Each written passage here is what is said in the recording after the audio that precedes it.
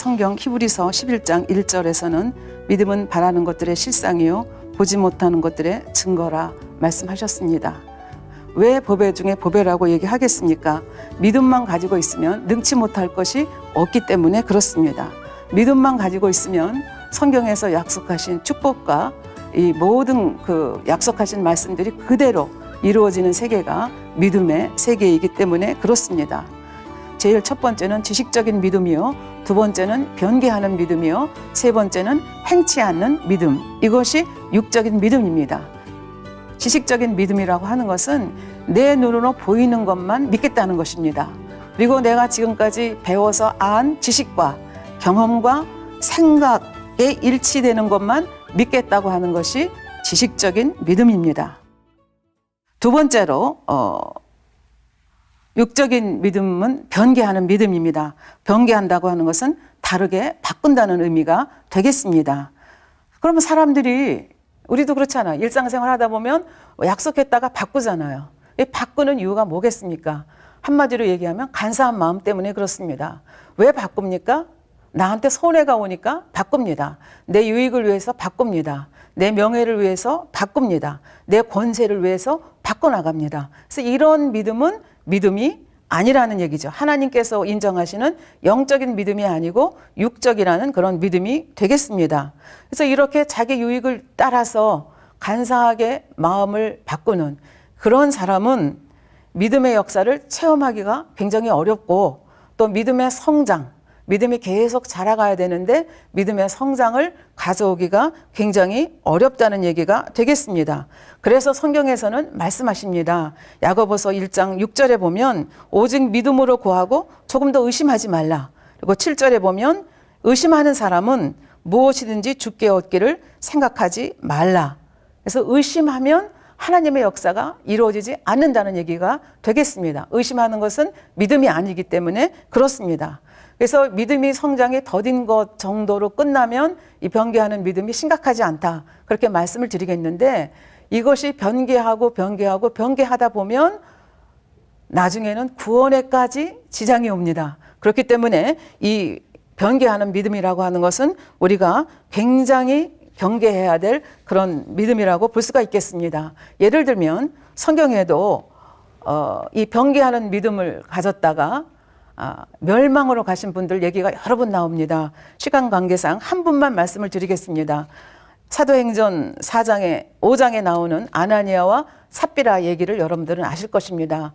초대교회에 우리 사도들이 권능을 행했습니다. 그리고 예수님의 부활을 말했습니다. 그리고 권능의 역사, 하나님의 역사가 너무나 강력하기 때문에 모든 신도들이 자기가 가지고 있는 집과 밭을 팔아서 사도들의 발 앞에 갖다 놓았습니다. 그리고 공공으로 같이 가난한 사람에게 나눠주고 하면서 가난한 사람이 없이 모두 다 같이 나눠 먹는 성경에 의하면은 핍절한 사람이 없을 정도로 그런 그 공동체 생활을 초대교회에서는 하고 있었습니다. 이 모습을 보고 아나니아와 삽비라라고 하는 부부가 자기들도 그렇게 하고 싶었습니다. 그래서 밭을 팔아서 아버지 하나님께 드리기로 약조를 하고 시간이 돼서 밭을 팔았습니다.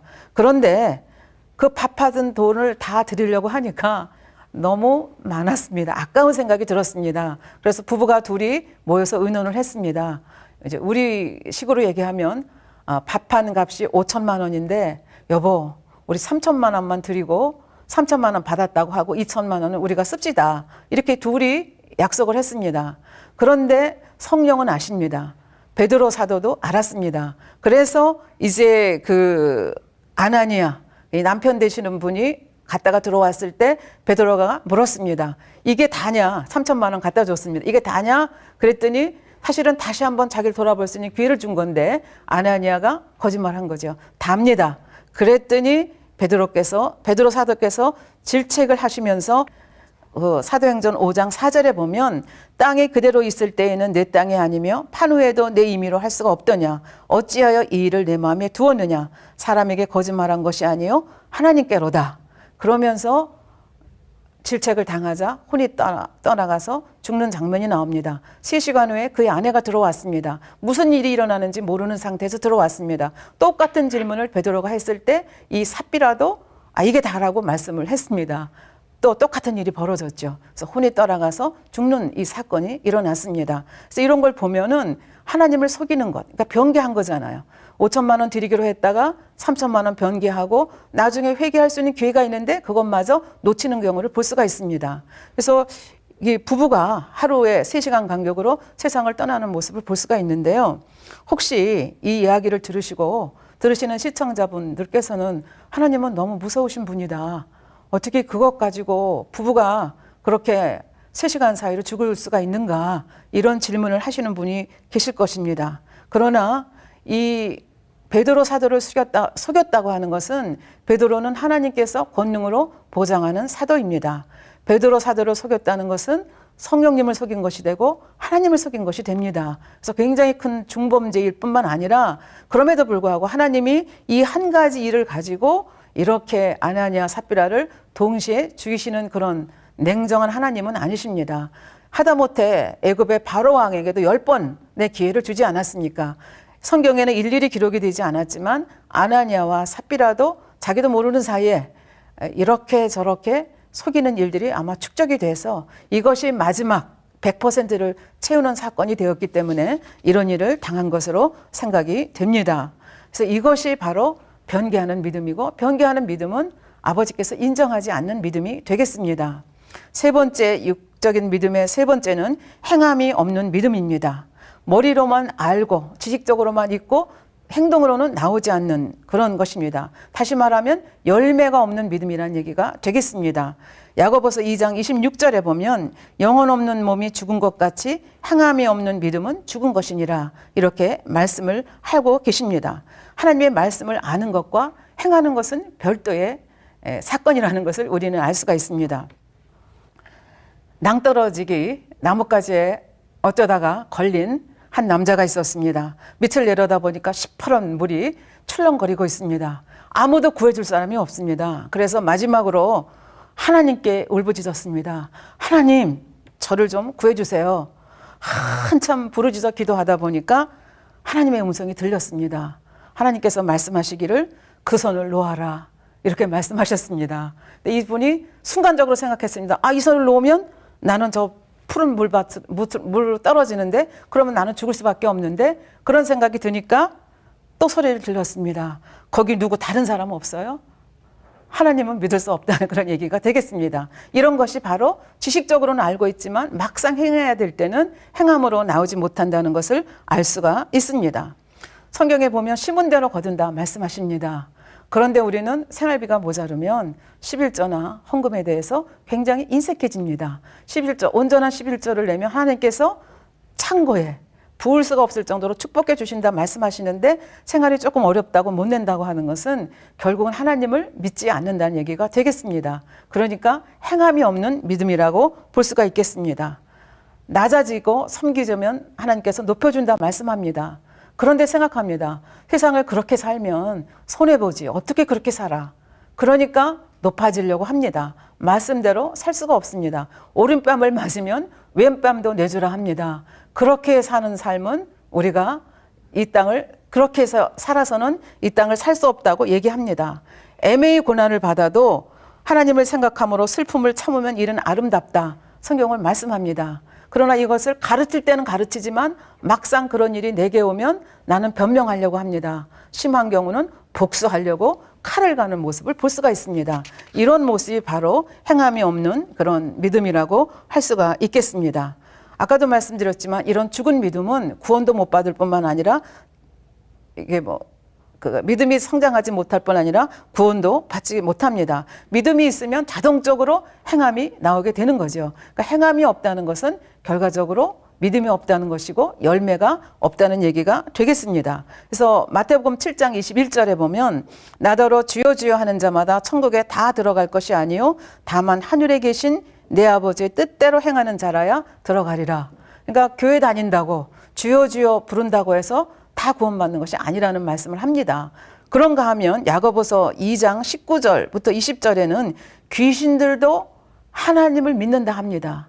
귀신들도 하나님 말만 나오면 무서워서 떤다고 합니다. 그러나 귀신이 하나님을 알고 하나님을 보고 무서워 떨지만 하나님께 순종하진 않습니다. 그러니까 귀신이 구원받았다는 얘기 저희 못 듣죠. 그러니까 믿었다, 떤다, 두려워한다, 이것이 다가 아니라는 얘기가 되겠습니다. 성령이 우리 마음속에 오시면 우리에게 새로운 소원을 주셔서 그 소원을 따라서 우리가 새 피조물이 되고 순종의 삶을 살게 되고, 사과나무에 사과가 열리고 포도나무에 포도가 열리듯이 성령이 우리 마음에 거하시면 성령의 아름다운 열매가 우리 마음속에 열릴 수밖에 없는 것이 우리 믿음의 삶이라고 하는 것을 알 수가 있습니다. 그래서 행함이 없는 믿음은 결국은 믿음이라 인정을 안 하신다는 그런 얘기가 되겠습니다. 그래서 지금까지 세 가지 육적인 믿음에 대해서 말씀드렸습니다. 지식적인 믿음, 하나님께서 인정하지 않습니다. 변개하는 믿음, 하나님께서 인정하지 않습니다. 행함이 없는 믿음, 아무리 신학 박사를 할지라도 행하지 않는 믿음은 하나님께서 인정하지 않습니다. 그러면 보배 중에 보배가 믿음이고 불가능이 없는, 한계가 없는 것이 믿음의 세계라고 했는데, 그러면 정말 한계가 없는 그 하나님의 능력을 끌어내릴 수 있는 믿음이 무엇인가? 그 믿음이 바로 영적인 믿음이 되겠습니다. 그러면 영적인 믿음이라고 하는 것은 무엇이겠습니까? 아까 육적인 믿음에 대해서 세 가지로 설명을 했는데요. 영적인 믿음은 그 육적인 믿음을 여러분들이 생각을 하시면 곧바로 답이 나오게 돼 있습니다.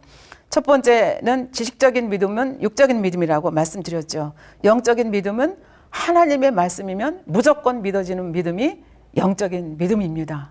그럼 하나님의 말씀이면 무조건 믿어지는 믿음이 어떤 믿음이냐? 구체적으로 예를 하나 들어보겠습니다.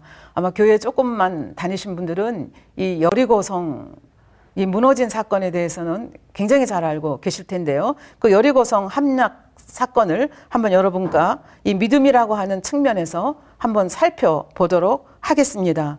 이 여리고성은 사실은 난공불락의 성입니다. 그래서 이 여리고성을 정복한다는 것은 거의 불가능하죠. 왜냐하면 경사진 정상 부분에 있고 큰 바위와 갖가지 장애물들이 35도 각도로 되어 있기 때문에 거기를 기어 올라가서 그 성을 정복한다는 것은 사실상 굉장히 어렵습니다. 그래서 그 군데군데 망대를 설치를 해놓고 그 높은 곳에서 내려다보면 수 킬로미터가 다 보이기 때문에 적의 동태를 잘 파악할 수 있습니다. 그러니까 이 성이라고 하는 것, 이 여리고 성은 절대로 무너질 수가 없는 성이다, 이렇게 말할 수가 있겠습니다. 거기다가 이 여리고 성은 이 요단강을 건너서 가나안 땅으로 진입하는 목줄에 있는 그런 성입니다. 그렇기 때문에 굉장히 살기 좋은 곳이기도 하지만 또 굉장히 침입을 받을 수 있는 그런 성이기 때문에 굉장히 요새화시켰습니다. 그래서 얼마나 요새화시켰느냐. 여리고 성벽이 외벽이 2m이고요. 내벽이 2m, 외벽이 4m. 그 다음에 외벽과 내벽 사이가 공간이 5m입니다. 그러니까 전체로 11m가 되는 엄청난 두께의 벽입니다. 그러니까 이런 여리고, 그러니까 천연적으로도 요새화되어 있고, 그 다음에 인공적으로도 2m, 4m, 5m, 11m의 벽이고, 그 다음에 그 여리고의 군사들은 최고의 군사들입니다. 아주 훈련받은 군사들이기 때문에 우리 성은 절대로 안전하다, 이렇게 생각을 하고 있는데, 하나님께서는 이스라엘 백성들에게 이 여리고 성, 첫 전쟁이거든요. 이제 요단강을 건너서 첫 전쟁인데, 이 첫 전쟁에 대한 지시를 하나님께서 여호수아를 통해서 하십니다. 그런데 하나님께서 내리신 이 전술을 보면 믿음이 아니면 절대로 순종할 수 없는 그런 전술입니다. 하나님께서는 싸우지도 않았는데 여호수아에게 말씀하셨습니다. 여호수아서 6장 2절에 보면, 보라, 내가 여리고와 그 왕과 용사들을 내 손에 붙였다. 내 손에 붙였다는 것은 싸움도 안 했는데 이미 이겼다, 그 얘기입니다. 그래서 우리 아이들이 싸울 때 너 죽었어 그러잖아요. 아직 싸우지도 않았는데. 그러니까 이게 내가 승리를 지었다, 그런 얘기입니다. 하나님께서 이미 우리 이긴 싸움이야 하고 여호수아에게 격려하시는 모습을 볼 수가 있습니다. 그렇게 말씀하시면서 행동을 어떻게 할 것인가, 구체적으로 그 행동 지시를 내리시는데요. 맨 앞에는 무장한 선발대가 쓰고, 그 다음에는 나팔을 부는 7명의 제사장들이 쓰고, 그 다음에는 하나님의 언약궤를 맨 제사장들이 쓰고, 그 다음에 나머지 군대들이 서가지고 그 여리고 성을 제사장들이 나팔을 뚜뚜뚜뚜 불면 돌라는 거예요. 그래서 첫째 날, 둘째 날, 여섯째 날까지 한 바퀴씩 돌고, 마지막 날 7바퀴 돌고, 신호가 떨어지면 나팔을 다르게 두두두두두 불고 여호수아가 외치라 그러면 외치면 성이 무너진다는 얘기입니다. 여러분이라면 어떻게 하시겠습니까? 하나님이 좀 이상하신가 봐. 우리를 여기까지 데리고 오셔서 죽이려고 하시나 봐. 아마 출애굽 1세대 같았으면 그렇게 대답했을 것입니다. 그러나 지금 여기에 온 사람들은 여호수아하고 출애굽 2세대입니다. 이 사람들은 믿음으로 무장한 세대들입니다. 이미 요단강이 눈앞에서 갈라지는 것을 보았고 40년의 광야 생활에 훈련을 받은 사람입니다. 그래서 하나님께서 함께 하시면 무엇이든지 가능하다고 하는 것을 경험한 사람들입니다. 그래서 이렇게 인간의 생각으로 보면 도저히 순종할 수 없는 그런 명령 지시에도 불구하고 여호수아의 지시를 따라서 일사불란하게 백성들이 순종하는 것을 볼 수가 있습니다. 그래서 이렇게 해서 결과적으로 하나님께서 원하는 대로 그렇게 순종했더니 마지막에 보면 여호수아서 6장 20절에 보면 이에 백성은 외치고 제사장들은 나팔을 불매 백성이 나팔 소리를 듣는 동시에 크게 소리질러 외치니 성벽이 무너져 내린지라. 2m, 6m, 5m, 그 11m나 되는 성벽이 무너져 내렸다고 얘기하고 있습니다. 총칼 한 번도 대지 아니하고 그냥 소리만 질렀을 뿐인데 무너져 내린 것입니다. 이것이 하나님의 말씀이면 무조건 믿는 믿음의 모습입니다. 두 번째, 영적인 믿음이라고 하는 것은 변개하지 않는 믿음입니다. 환경이 아무리 불리하게 보여도 조건에 관계없이 하나님을 믿어드리는 것입니다. 한 번도 마음을 변하지 않는다는 그런 얘기가 되겠습니다. 그러면 변개하지 않는 믿음이 어떤 믿음인가를 여러분께 설명드리기 위해서 사도행전 14장 사건을 가지고 말씀을 드리도록 하겠습니다. 사도행전 14장 8절부터 10절에 보면 이제 1차 선교 여행을 하면서 루스드라까지 가거든요. 근데 그 루스드라에 가서 선천적으로 날 때부터 한 번도 걸어본 적이 없는 안진뱅이를 사도 바울이 권능으로 고치는 사건이 나옵니다.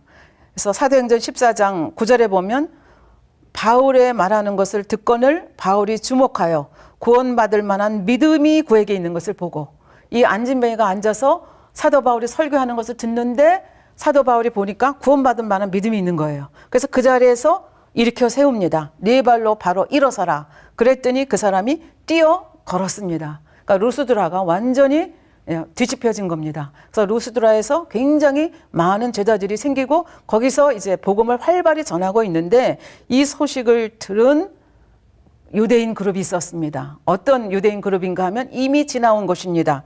비시디아 안디옥과 이고니아에 있는 유대인들이 루스드라에서 사도 바울이 한 일을 듣고 괘씸하게 생각했습니다. 우리가 쫓아냈는데 우리가 죽이려고 했는데 어떻게 거기까지 가서 또 하나님의 복음을 전하는가. 그래서 이들이 먼 곳에서부터 왔습니다. 그래가지고 사도 바울을 돌로 칩니다. 근데 참 이상하죠. 루스드라의 초신자들이 그리고 거기 있는 사람들이 그렇게 그 기적을 보았으면서도 유대인들이 와가지고 뭐라고 했는지 모르겠는데 그 유대인들이 이렇게 하니까 그 미혹에 넘어가가지고 사도 바울을 돌로 치는 장면이 나옵니다. 그래서 그냥 쫓아내려고 치는 것이 아니라 죽이려고 쳤습니다. 유대인들이. 그래서 유대인들이 루스드라 그 사람들하고 합동해서 이 사도 바울의 돌 판매질을 했는데 나중에 보니까 완전히 까부러져가지고 의식이 없고 반응이 없습니다. 그래서 생각하기를 죽었다고 생각하고 그 유대인들이 이 죽었다고 생각하는 피멍이들은 이 사도 바울을 끌어다가 성 밖에 내버렸습니다. 사실은 성 안에서는 사람을 이렇게 돌로 쳐서 죽일 수 없거든요. 그럼에도 불구하고 바깥에서 온 사람들이 남의 성에 와서 그 사도 바울을 이렇게 돌판매를 쳐서 죽이는 장면을 볼 수가 있습니다. 그럼에도 불구하고 이 바나바를 비롯한 이 믿는 사람들이 돌판매에 합세한 사람도 있지만 어쩌지 못하고 가만히 있다가 이 사람들이 이제 다 그 바울의 시체를 갖다 버리고 난 다음에 조금 시간이 지난 다음에 조용히 와서 이제 바울의 시체를 찾아가려고 합니다. 왜 그랬겠습니까? 장사를 지내려고 바울의 시체를 찾으러 왔습니다. 그렇게 해서 이렇게 바울의 시체를 이렇게 들여다 보고 있는데 바울이 눈을 뜨고 의식을 찾습니다. 그래서 바울이 죽지 않고 살았다는 걸 압니다. 그래서 이렇게 바울이 살아났거든요. 그럼 여러분들이면 뭐 어떻게 하겠습니까? 지금 돌로 맞아서 의식을 잃고 거의 몇 시간 동안 빈사 상태에 있었거든요. 사람이 죽었다고 생각해서 갖다 버린 상태거든요. 그러면 여러분이라면 어떻게 하겠습니까? 빨리 피 다 씻고 그 유대인들이 비시디아 안디옥에서 온 유대인들과 또 그 이고니온에서 온 유대인들이 아직도 루스드라 섬에 있기 때문에 거기 다시 들어가려고 하지 않을 것입니다. 그럼에도 불구하고 사도 바울은 내가 안전한 데로 피해야 되겠다. 내가 이렇게 몸이 돌에 맞아서 상처가 났으니 좀 치료받아야 되겠다. 그런 생각하지 아니하고 루스드라로 다시 돌아갔다고 성경은 말합니다. 왜 돌아갔겠습니까? 루스드라에서 선천성 안진뱅이를 거쳤고 많은 복음을 전했는데 사도 바울이 돌에 맞아서 죽었고 그리고 이렇게 흔적도 없이 없어졌다. 그러면 이 복음의 역사가 완전히 끝날 것으로 생각했기 때문에 사도 바울은 그렇게 할 수가 없었습니다. 그래서 자기가 몰골이 어떠냐 그것은 관계가 없었습니다. 하나님의 역사, 주님의 역사가 그곳에서 끝나면 안 되겠다 생각했기 때문에 다시 루스드라로 들어갔다고 사도행전 14장 20절에 보면 제자들이 둘러섰을 때 바울이 일어나 성에 들어갔다가 이렇게 표현을 하고 있습니다. 그리고 그 이튿날 다음 목적지인 더베로 갔다가 또 기가 막힌 것은 더베에서 다시 루스드라로 옵니다.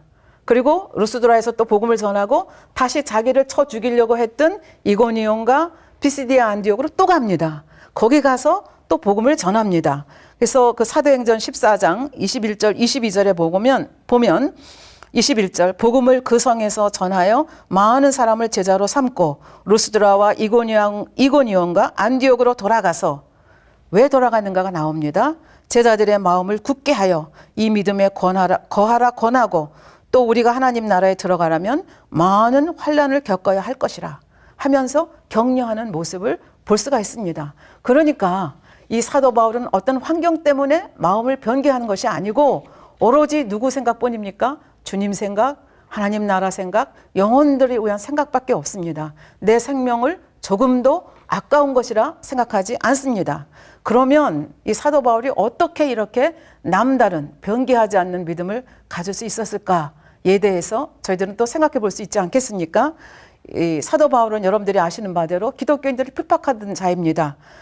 교회를 짓밟고 기독교인들을 색출하고 연행해서 투옥하던 자들입니다. 그러나 다메섹 석상에서 주님을 만났고 그 주님이 자기에게 은혜를 베푸시고 자기를 이방인의 사도로 써주신 것, 그것이 너무나 감사해서 평생 동안 이 주님의 사랑, 아버지의 사랑에 어떻게 갚을 수 있을까, 이 사랑을 어떻게 보상해 드릴 수 있을까, 그 생각뿐이었습니다. 그렇기 때문에 그것이 설사 생명을 앗아가는 길이 된다 할지라도 자기 생명을 포기하고 영혼들을 위해서 끝까지 마음을 변개하지 않고 나가는 모습을 볼 수가 있겠습니다. 그래서 하나님에 대한 사랑이 얼마나 특심한지를 알 수가 있습니다. 그래서 그 사도 바울이 하나님에 대한 이런 사랑을 가지고 있는데요. 이런 사랑을 로마서 8장 35절에서 이렇게 고백하고 있습니다. 누가 우리를 그리스도의 사랑에서 끊으리요? 환난이나 공고나 핍박이나 기근이나 적신이나 위협이냐 칼이랴. 아무것도 끊을 수가 없다는 얘기가 되겠습니다. 38절 내가 확신하노니 사망이나 생명이나 천사들이나 권세자들이나 현재일이나 장래일이나 능력이나 높음이나 기쁨이나 아무 다른 피조물이라도 우리를 주 예수 그리스도의 안에 있는 하나님의 사랑에서 끊을 수 없느니라. 그래서 결국은 마지막에 로마에서 참수형을 당하는 그 순간까지 그는 하나님에 대한 지조를 버리지 아니하고 조금도 마음을 변개하지 않는 모습을 볼 수가 있습니다. 마지막으로 하나님께서 인정하는 그 신앙은 행함이 있는 믿음입니다. 그러니까 지식으로 아는데 그치지 아니하고 행함으로 증거를 보이는 그런 믿음이라고 볼 수가 있겠습니다. 아까 여리고성에 대해서 말씀을 드렸는데요. 그 여리고성이 그렇게 순적하게 이렇게 함락이 될 수 있도록 한 그 도움을 준 여인이 있습니다. 그 여인이 누군가 하면은 라합이라고 하는 여인입니다. 이 라합은 여리고의 기생입니다.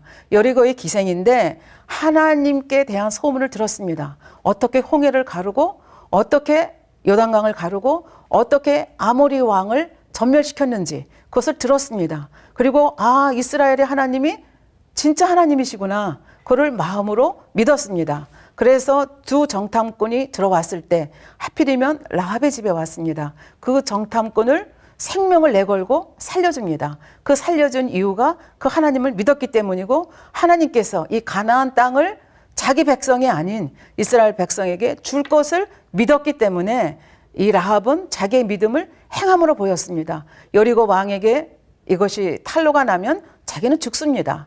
그럼에도 불구하고 자기의 죽음을 각오하고 두 정탐꾼을 숨겨줬습니다. 그 결과로 여리고성이 아까 무너졌다고 말씀드렸죠. 여리고성이 무너졌을 때 여리고성에 있는 모든 것, 짐승부터 사람부터 물건까지 어느 것 하나 다 하나님께 바친 것이 되기 때문에 물건은 다 하나님 앞에 바쳤고 사람과 짐승은 다 전멸을 했습니다. 그 전멸하는 과정 중에서 살아나온 사람이 누구냐 하면 라합과 그 가족입니다. 왜냐하면 라합이 이와 같이 자기가 아는 하나님에 대한 그 믿음을 행함으로 보였기 때문에 이렇게 축복을 받은 것을 볼 수가 있습니다. 그래서 히브리서 11장 31절에서는 이런 라합의 믿음에 대해서 이렇게 칭찬을 하고 있습니다. 믿음으로 기생 라합은 정탐꾼을 평안히 영접하였으므로 순종치 아니한 자와 함께 멸망치 아니하였도다. 야고보서 2장 25절에 보면 또 이와 같이 기생 라합이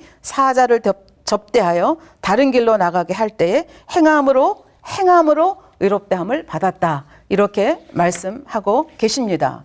오늘 육적인 믿음과 영적인 믿음에 대해서 여러분께 말씀을 드렸는데요. 결론을 다시 한번 내도록 하겠습니다.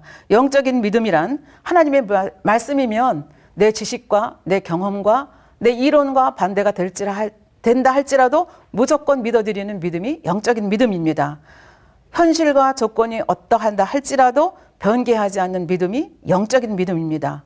그리고 지식으로만 아는데 그치지 아니하고 행함으로 열매를 보이는 믿음이 영적인 믿음입니다. 그리고 이런 영적인 믿음이 있으면 무에서 유를 창조하고 못할 것이 없는, 무한대, 불가능이 없는, 한계가 없는 하나님의 능력을 끌어내릴 수 있게 됩니다. 그런데 문제는 영적인 믿음이 이렇게 좋은 것이라면 다 영적인 믿음 갖고 싶어 하지 않겠습니까? 그런데 영적인 믿음이라고 하는 것이 내가 갖고 싶다, 그래서 가질 수 있는 것이 아니라는 데 문제가 있습니다. 그 영적인 믿음은 하나님이 주신다는 얘기입니다. 그렇다고 하면 영적인 믿음을 하나님이 주셔야만 가질 수 있다고 하는데 왜 그렇습니까? 그러면 그 영적인 믿음이 이렇게 불가능이 없는 세계라고 하는데 그러면 그 영적인 믿음을 가지려면 저는 어떻게 해야 되겠습니까? 이런 질문을 여러분들이 하실 수가 있을 것입니다. 이것에 대해서는 다음 시간에 같이 나누도록 하겠습니다. 감사합니다.